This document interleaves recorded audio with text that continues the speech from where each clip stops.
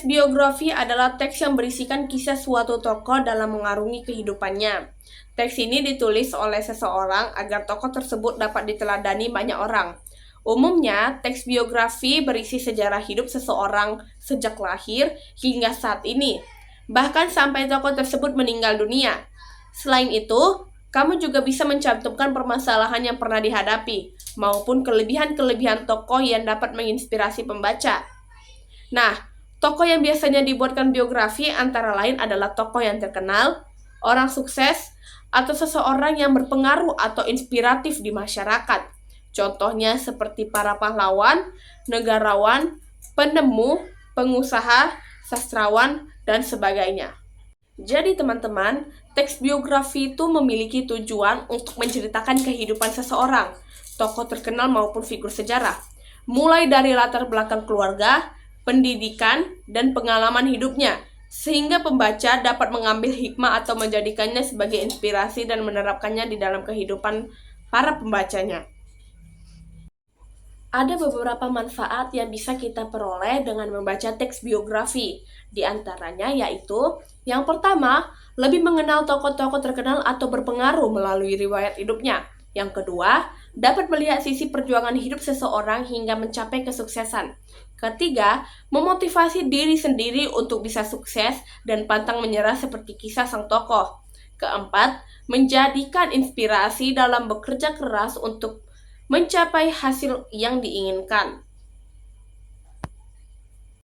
Selain itu, teks biografi juga memiliki karakteristik atau ciri-ciri tertentu. Berdasarkan ciri-ciri teks biografi ini, kamu bisa mengidentifikasi nih, teks yang sedang kamu baca tergolong teks biografi atau bukan. Lalu, apa aja sih ciri-cirinya? Yang pertama, berisikan fakta yang didasarkan pada pengalaman tokoh hidup. 2. Disajikan dalam bentuk narasi.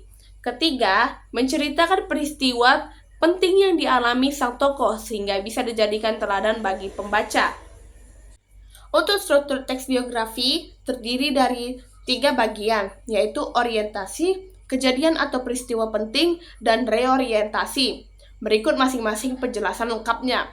Yang pertama, orientasi.